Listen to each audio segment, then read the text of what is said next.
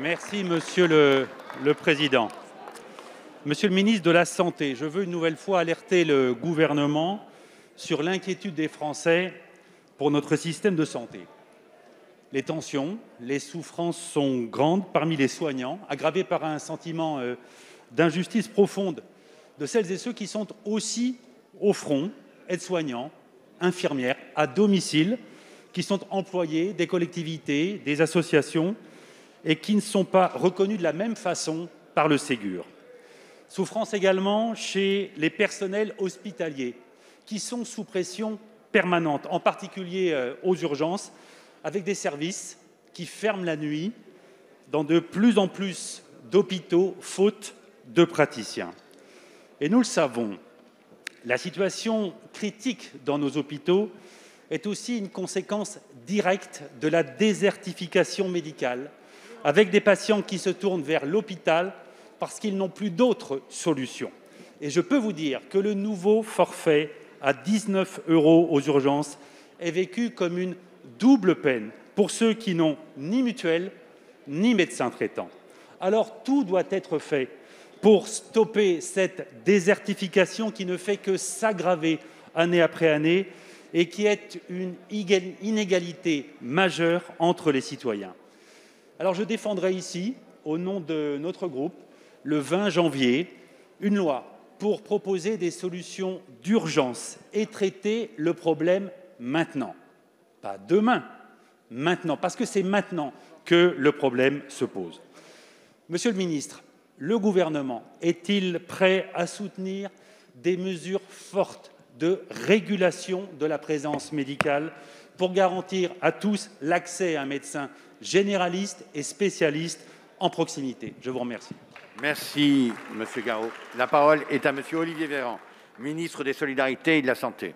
Monsieur le député Guillaume Garot, le gouvernement sera toujours favorable pour accueillir des dispositions pour lutter contre les déserts médicaux dès lors qu'elles sont bonnes et applicables. En revanche, il s'opposera systématiquement aux mesures lorsqu'elles ne seront pas applicables ou non adaptées.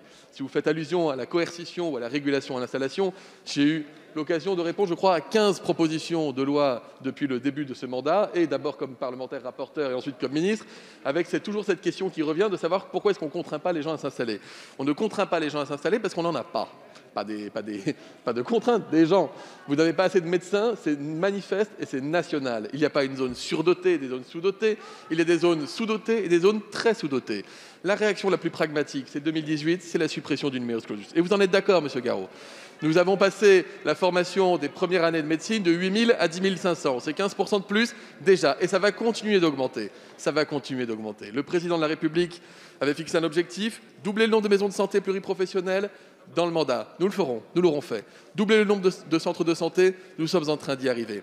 Nous avons fait du x100 pour la télémédecine dans notre pays. Nous avons créé et développé les fameuses CPTS avec Ma Santé 2022.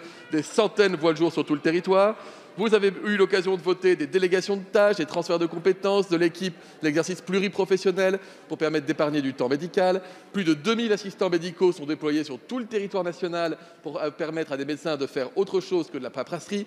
Bref, nous continuons d'agir et toutes les mesures et toutes les idées que vous nous soumettrez, si elles vont dans le bon sens, on les regardera ensemble parce que la responsabilité, elle est collective du numerus clausus et de ces désastres aujourd'hui. Les solutions, on peut les trouver ensemble, mais encore une fois, ne faites pas croire aux Français qu'il suffirait d'imposer pour que ça fonctionne. Ce n'est pas vrai. Merci, Monsieur le Président.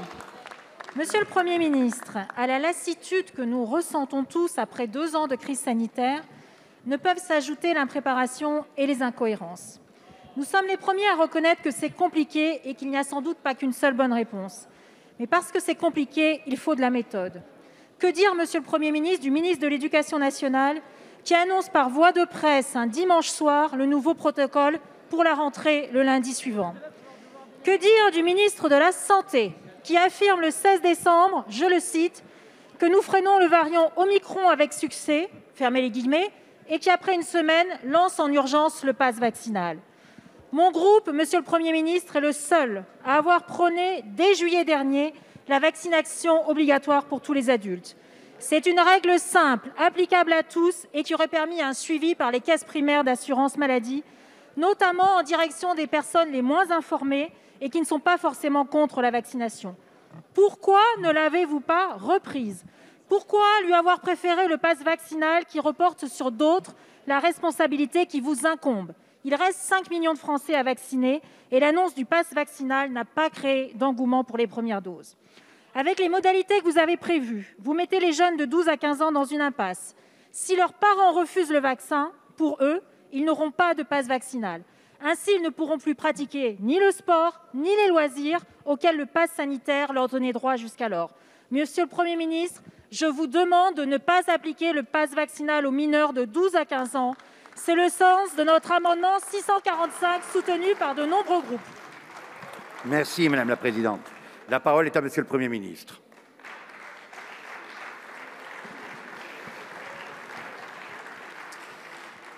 Monsieur le Président, Mesdames et Messieurs les députés, Madame la Présidente Valérie Rabault, d'abord, permettez-moi au nom du gouvernement de m'associer aux vœux de prompt rétablissement que vous avez adressés, Monsieur le Président ou Monsieur le Président de l'Assemblée nationale.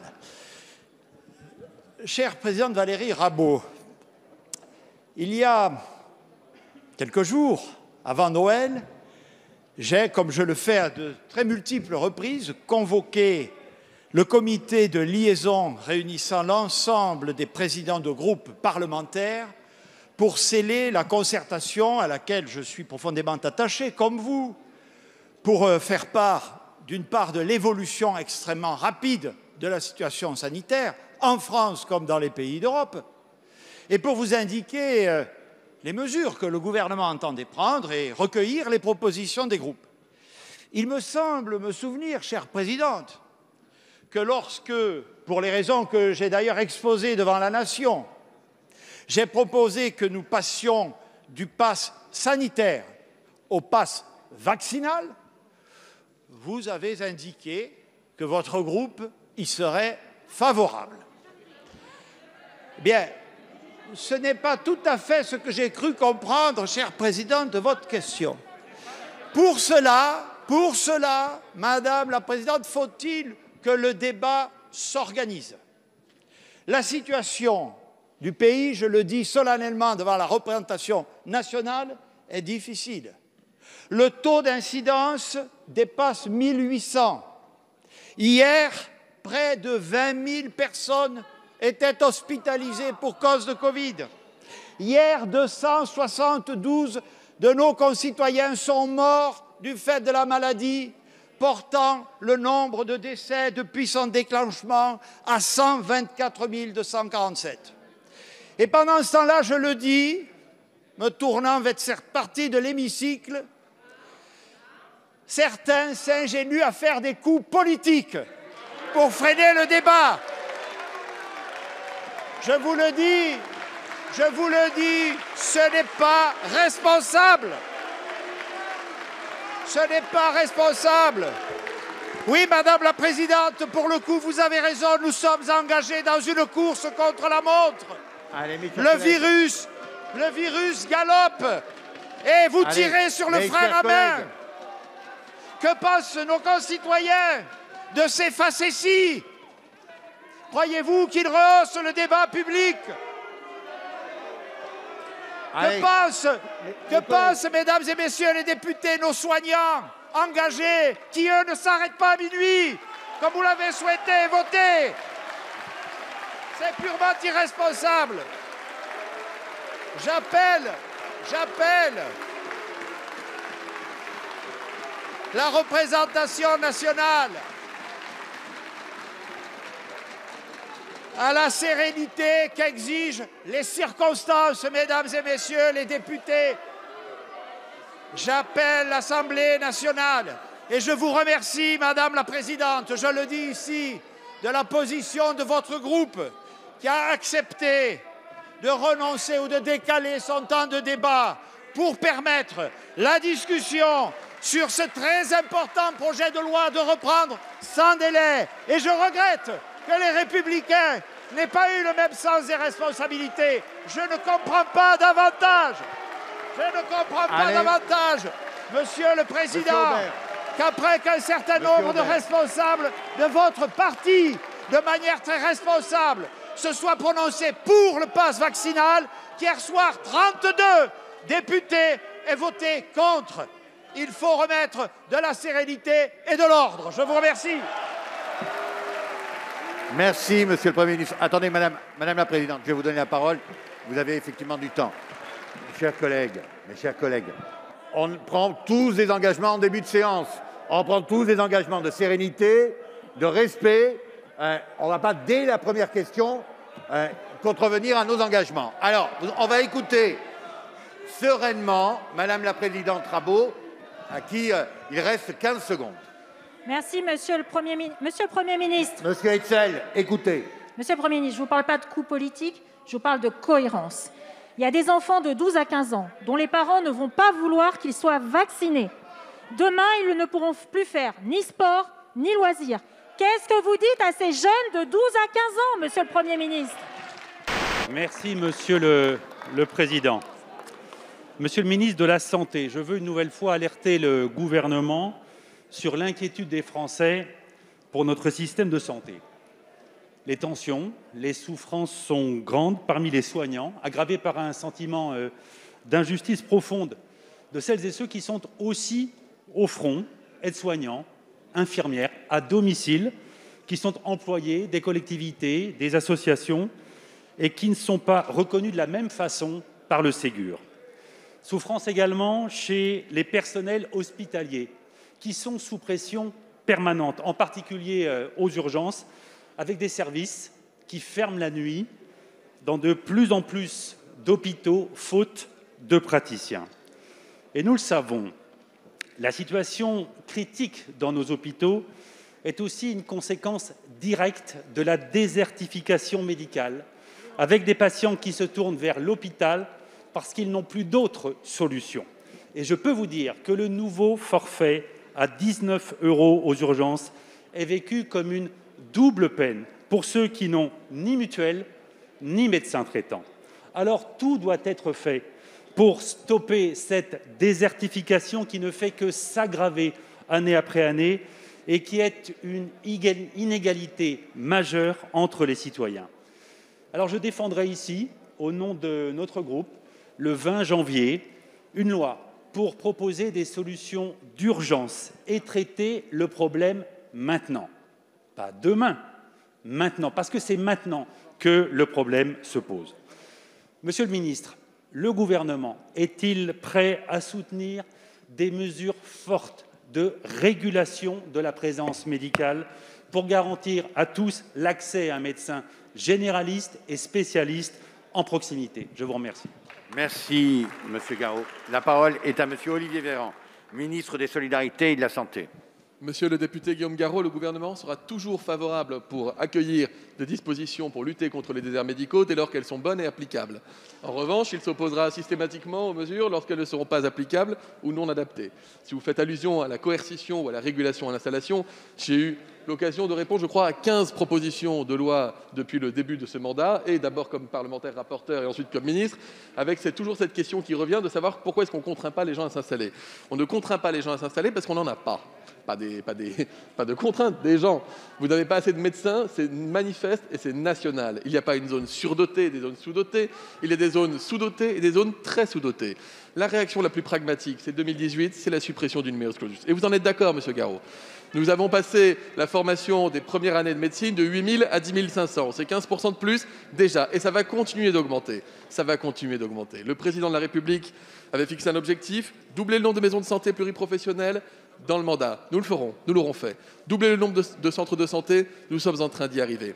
Nous avons fait du x100 pour la télémédecine dans notre pays. Nous avons créé et développé les fameuses CPTS avec Ma Santé 2022. Des centaines voient le jour sur tout le territoire. Vous avez eu l'occasion de voter des délégations de tâches, des transferts de compétences, de l'équipe, l'exercice pluriprofessionnel pour permettre d'épargner du temps médical. Plus de 2000 assistants médicaux sont déployés sur tout le territoire national pour permettre à des médecins de faire autre chose que de la paperasserie. Bref, nous continuons d'agir et toutes les mesures et toutes les idées que vous nous soumettrez, si elles vont dans le bon sens, on les regardera ensemble parce que la responsabilité, elle est collective du numerus clausus et de ces désastres aujourd'hui. Les solutions, on peut les trouver ensemble, mais encore une fois, ne faites pas croire aux Français qu'il suffirait d'imposer pour que ça fonctionne. Ce n'est pas vrai. La question s'adresse pour la 5e fois au ministre de l'Éducation nationale. C'est sûrement dire là toute notre inquiétude sur ces questions. Et oui, la question a été préparée, comme le sont vos réponses, Monsieur le ministre, c'est la règle du jeu. C'est donc avec une certaine consternation que les personnels éducatifs ont découvert votre protocole sanitaire la veille de la rentrée, ou tout au moins des échos qu'ils en ont eus, puisque vous avez jugé préférable d'informer la presse payante avant les enseignants. Cela a été rappelé par tous les groupes. Les dispositions annoncées ne reprennent bien sûr aucune des demandes formulées par les principaux concernés, qui étaient le report de la rentrée, une campagne vaccinale en faveur des enseignants, la distribution de masques FFP2, les tests massifs au sein des écoles, car nous sommes peut-être les champions des tests, mais nous ne sommes pas les champions de l'accompagnement des familles et de ce casse-tête épouvantable pour les familles et les directeurs d'école, et de la généralisation des capteurs de CO2. À la place, vous proposez la distribution d'autotests. Les pharmacies s'inquiètent pourtant de la saturation de leurs officines et des risques de bonne utilisation et de fiabilité, et le recours aux enseignants en retraite pour remplacer au pied levé les professeurs malades. Nous attendons donc de voir.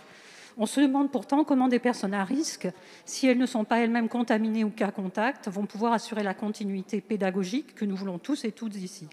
Car avec un taux d'incidence record frôlant les 800 cas pour 100 000 des 6-17 ans, nous nous interrogeons sérieusement sur la possibilité même d'assurer les enseignements.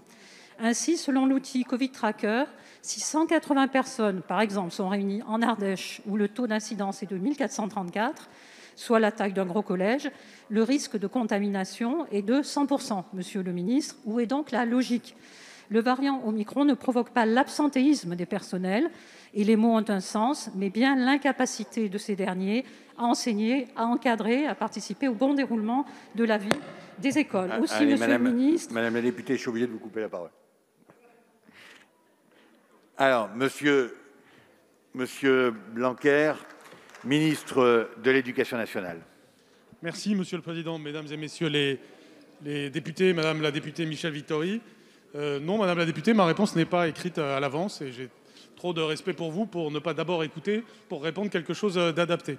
Et donc je pense que peut-être un respect réciproque serait d'avoir écouté mes réponses et de faire évoluer votre question en fonction, puisque j'ai déjà répondu en effet 4 fois à la question. Et donc je le répète, répéter un mensonge n'en fait pas une vérité. Dimanche dernier, les informations ont été données évidemment gratuitement et d'ailleurs de manière beaucoup plus précise en communication interne, en même temps qu'elles étaient données en communication externe pour les familles. C'est la réalité, n'importe qui peut le vérifier. Et donc, je sais qu'on aime bien à chaque fois créer une polémique, on a trouvé celle-ci. Ensuite, j'explique pourquoi c'est la veille que certaines précisions peuvent être données. Je l'ai dit tout à l'heure, vous pouvez essayer d'en faire une polémique. Les grandes lignes de la rentrée étaient exposées auparavant. Et surtout, lundi matin, les choses n'étaient pas différentes dans ce qu'il y avait à faire de ce qui se passait avant la rentrée. Notre politique a permis d'ajuster en permanence le protocole aux réalités. C'est comme ça que nous avons fait une évolution en décembre dernier qui a multiplié par plus de 6 le nombre de tests réalisés sur les enfants. La politique de tests de la France nous honore, le ministre de la Santé l'a rappelé, par le nombre de tests effectués. Ça concerne les enfants désormais et en effet, ça permet d'endiguer cela. Deuxième réussite française collective, le fait que nous sommes un des pays qui a le plus d'élèves de 12 à 17 ans vaccinés, plus de 80%. C'est un des grands facteurs de protection de l'enseignement secondaire depuis le début de la pandémie. La distribution des masques, en tant que responsabilité de l'État employeur, se passe aussi depuis le début, d'une manière logistiquement très forte, puisqu'il y a 60 000 points dans lesquels nous alimentons en permanence le nombre de masques. Alors oui, il y a une politique de masques, oui, il y a une politique de tests. Vous me parlez des capteurs de CO2, je rappelle que c'est une compétence des collectivités locales. Je suis surpris de voir certaines mairies de votre couleur politique qui n'en ont toujours pas acheté. Il y a un fonds d'État pour les soutenir si elles ont un problème. Ne faisons pas une polémique sur... Merci, Monsieur le ministre. Merci, Monsieur le Président. Permettez-moi de présenter à chacun, aux membres du gouvernement, tous nos vœux pour cette nouvelle année. Monsieur le Premier ministre, oui, plaçons-nous au fond du sujet. Votre gestion de la vague actuelle est un échec, car vous avez trop laissé circuler le virus. Et je dois dire que c'est très réussi.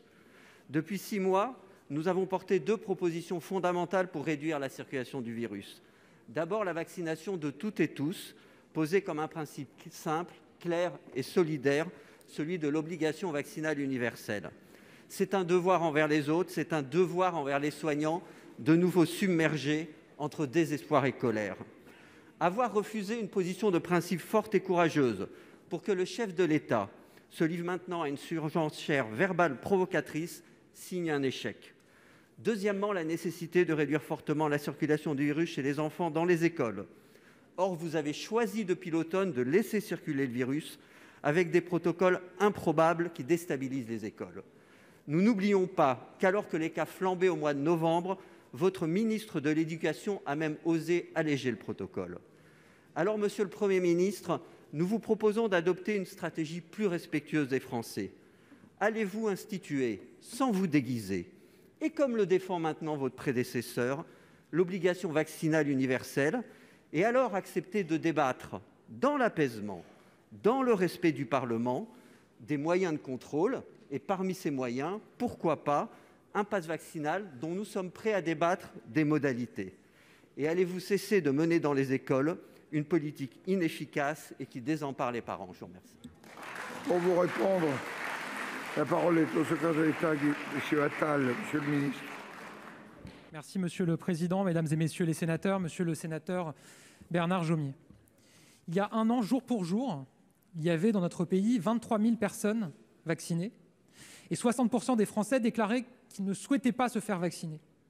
Un an, jour pour jour, plus tard, nous sommes à plus de 90% des Français qui ont reçu au moins une première injection. 53 millions de Français. Parce que nous avons pris les mesures que nous jugions les plus efficaces pour élargir notre couverture vaccinale. Évidemment, quand on recherche des mesures, il y a un débat, une réflexion sur les différentes mesures possibles. Vous avez des pays dans le monde, des pays en Europe, l'Autriche, l'Allemagne, la Grèce, qui ont fait le choix de dire on met en place une obligation vaccinale dans la loi, puis on met une amende aux personnes qu'on contrôlerait qui ne seraient pas vaccinées si elles ne sont pas vaccinées. Est-ce qu'on a constaté une hausse des vaccinations après l'annonce de ces obligations dans ces pays? La réponse est non. Quand vous regardez les courbes, ça n'a pas entraîné une hausse des citoyens pour se faire vacciner. Nous avons pris un autre chemin, celui de l'incitation très forte avec le pass sanitaire, et nous l'espérons très rapidement du pass vaccinal. Qu'est-ce qu'on a constaté après la mise en place du pass sanitaire? Une hausse très forte des Français qui ont eu recours à la vaccination. Qu'est-ce qu'on a constaté après l'annonce du pass vaccinal? Une hausse très forte, je crois qu'on est aujourd'hui à 40 000 primo-injections par jour, c'est le double du mois de décembre des premières injections. Donc ce qui nous guide, ce que l'on recherche, c'est tout simplement l'efficacité pour élargir notre couverture vaccinale. Et ce que nous constatons, c'est que le choix que nous avons fait d'en passer par le pass sanitaire et demain par le pass vaccinal est ce qu'il y a de plus efficace pour élargir cette couverture vaccinale qui nous permet quand même aujourd'hui, avec un nombre important de cas, de tenir et de vivre le plus normalement possible. Si je reprends il y a un an jour pour jour, il y avait 10 fois moins de cas. Et pourtant, il y avait 30% de personnes hospitalisées en plus. Et pourtant, il y avait un couvre-feu dans le pays. Les restaurants, les bars étaient fermés, les théâtres, les cinémas aussi. C'est grâce à cette couverture vaccinale très large que nous pouvons aujourd'hui tenir dans ces conditions. Et c'est grâce au pass sanitaire et au pass vaccinal que nous avons cette couverture très large. Et donc, nous continuons à suivre cette stratégie qui a porté ses fruits. Monsieur Jomier.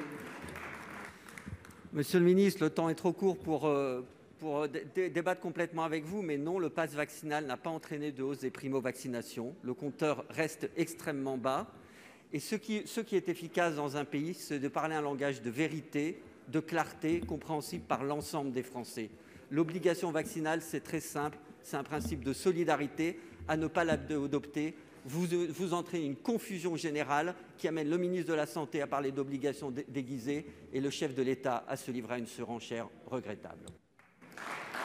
Monsieur le Président, Monsieur le Ministre, chers collègues, dans le cadre du pacte européen vert dont l'Union européenne va se doter pour répondre aux enjeux de la transition climatique, la taxinomie ou taxonomie européenne permet aux différents secteurs économiques d'avoir accès à des taux d'emprunt préférentiels sur les marchés financiers.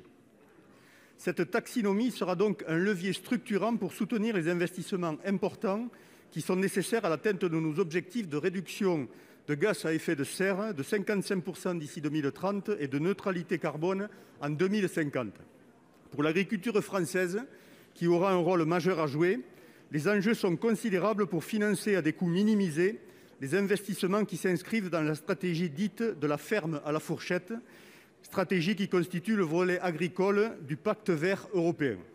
Monsieur le ministre, alors que la présidence française du Conseil de l'Union européenne s'ouvre, ma question sera triple. Premièrement, quelle est l'ambition politique de la France en matière de finances durables de l'agriculture? Allez-vous proposer et négocier des critères auprès de la Commission européenne pour que les investissements des agriculteurs français soient éligibles à cette finance durable? Deuxièmement, et si tel est le cas, pouvez-vous nous donner des exemples concrets pour que les agriculteurs qui nous écoutent en soient informés. Quelles filières y auront accès? Les services environnementaux auxquels je suis, vous le savez, très attaché, seront-ils par exemple concernés? Finalement, le plan stratégique national français, dont nous ne connaissons officiellement pas grand-chose à ce jour, intégrera-t-il ce sujet qui conditionnera en partie la compétitivité durable de l'agriculture française? Et si oui, quel calendrier envisagez-vous? Pour vous répondre, la parole est au ministre de l'Agriculture et de l'Alimentation, M. Denormandie. Merci beaucoup, Monsieur le Président, Mesdames et Messieurs les sénateurs, Monsieur le sénateur Franck Montaugé. La réponse à votre question est oui. Oui, en ce sens où la politique agricole européenne doit inclure un volet de financement et d'investissement, et j'insiste sur ce terme, très important pour les transitions. J'ai toujours eu une position constante sur les sujets. La transition, ça ne se fait pas par injonction, mais jamais par injonction, ça se fait par investissement. Le deuxième point, un exemple très concret pour répondre à votre question, c'est la question du carbone. Aujourd'hui, pour schématiser, dans la politique agricole commune, dans notre plan stratégique national, nous mettons d'ores et déjà en œuvre beaucoup d'outils de financement et d'investissement pour les transitions. En revanche, au-delà de la politique agricole commune, il y a une énorme question qui est celle du carbone, et qui est d'ailleurs un sujet très intéressant et très compliqué. Pourquoi? Parce que le carbone, soit on va le faire par injonction aux agriculteurs, c'est-à-dire qu'on va dire aux agriculteurs, vous devez limiter vos émissions de carbone, et là, on reviendrait dans les schémas habituels d'injonction, soit au contraire, on crée, conformément à ce que vous proposez, un cadre qui permet aux agriculteurs de capter plus de carbone et de valoriser économiquement ce carbone. Et ça, c'est à mes yeux extrêmement important. Au final, monsieur le sénateur, il y aura 3 priorités pour la France au niveau européen sur le sujet agricole. La première priorité, c'est de faire en sorte qu'il y ait une valorisation politique et un engagement politique sur l'agriculture européenne. Ça fait 60 ans, la politique agricole commune, et certains États aujourd'hui essayaient de remettre en cause cette politique agricole commune. Et donc la première chose, c'est ce momentum politique autour des politiques agricoles, parce que la première des souverainetés, c'est quand même la souveraineté de pouvoir nourrir son propre peuple. Le deuxième sujet, c'est la réciprocité des normes, parce que plus personne ne peut comprendre qu'on importe des produits qui ne respectent pas nos propres normes. Et le troisième priorité, c'est celle notamment du carbone, qui fait écho à votre question, qui est pour moi le principal secteur sur lequel nous devons agir. Quant au plan stratégique national, on l'a envoyé fin décembre et il sera public là dans les toutes prochaines heures ou tout prochains jours, conformément à votre question. Monsieur Montaugé, vous avez quelques secondes. Oui, merci, Monsieur le ministre. J'entends vos réponses, elles sont intéressantes, mais vous n'avez pas répondu à la question centrale.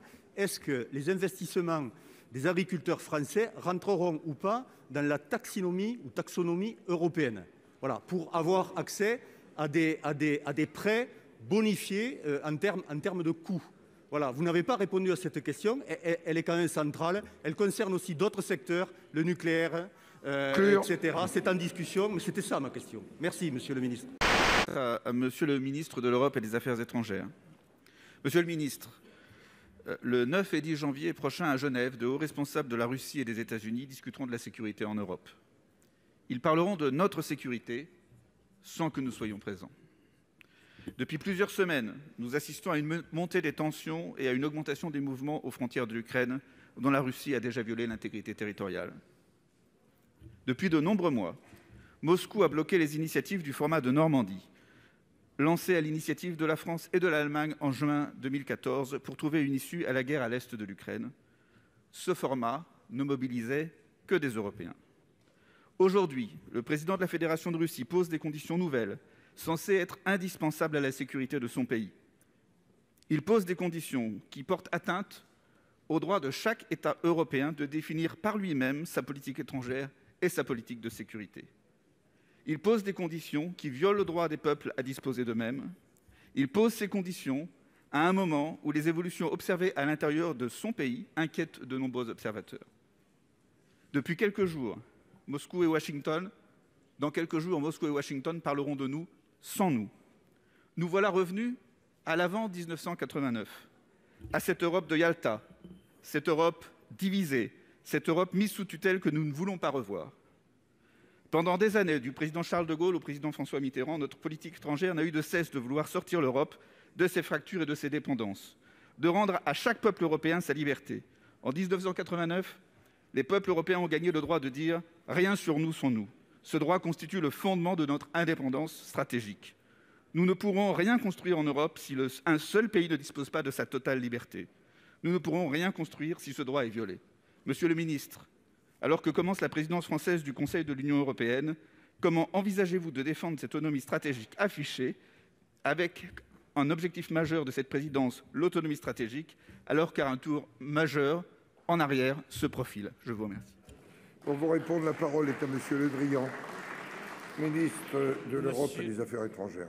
Merci, Monsieur le Président. Monsieur le sénateur Lecomte, je partage votre diagnostic, au moins les préliminaires avant votre question, sur le moment qui se passe, le moment stratégique qui se déroule en ce moment. Vous avez rappelé, je pense que la Haute Assemblée en est bien informée, que nous allons, dans les jours qui viennent, rentrer dans une séquence majeure, à la fois dans un dialogue qui va se produire entre les États-Unis et la Russie à Genève, à la fois dans une discussion qui va avoir lieu entre la Russie et l'OTAN à Bruxelles, à la fois dans une discussion qui va avoir lieu au sein de l'OSCE avec les Européens dans les deux derniers cas à Vienne. Et dans cet ensemble-là, en préparation de cet ensemble-là, la Russie a déposé sur la table sa conception des paramètres de la sécurité européenne. Et face à cela, nous devons avoir, à mon sens, trois réactions. La première, c'est que nous ne devons pas refuser la discussion avec la Russie. Ce dialogue peut contribuer à renforcer notre sécurité, mais il doit se faire sur la base de paramètres que nous jugeons pour nous pertinents et qui sont conformes à nos intérêts collectifs de sécurité. Plusieurs des propositions russes ne sont pas compatibles avec les principes fondamentaux de la sécurité et de la stabilité européenne, auxquels vous faisiez allusion, qui étaient les principes fondamentaux liés à l'accord d'Helsinki de 1975. Ça nous ramène à loin, mais c'est toujours en vigueur et la Russie l'a signé. Et donc, nous devons être vigilants sur ce point et faire en sorte que les discussions sur la stabilité stratégique en Europe soient partagées sur ce point avec les Européens. Mais parler avec la Russie et dire ce qu'on pense et arriver nous-mêmes avec nos propres éléments et non pas les éléments imposés par la Russie dans la discussion. Deuxièmement, les Européens doivent être pleinement impliqués et la sécurité européenne, je partage votre point de vue, ne saurait se discuter sans leur pleine implication. Et ça sera d'ailleurs le sujet de la première réunion des ministres des Affaires étrangères et des ministres de la Défense qui va se tenir conjointement à Brest la semaine prochaine dans le cadre de cette séquence pour affirmer notre position. Et enfin, dernier point, le dialogue avec la Russie ne doit pas nous faire oublier la fermeté nécessaire que nous maintenons sur la crise ukrainienne, la nécessité de la discussion en format Normandie, ce que chacun reconnaît, sauf la Russie aujourd'hui, mais les États-Unis sont sur cette position, la mise en œuvre des accords de Minsk et le risque de conséquences massives s'il y avait une nouvelle atteinte à l'intégrité territoriale de l'Ukraine. C'est notre position, elle est claire, elle va être répétée dans toutes les instances internationales dans les jours qui viennent.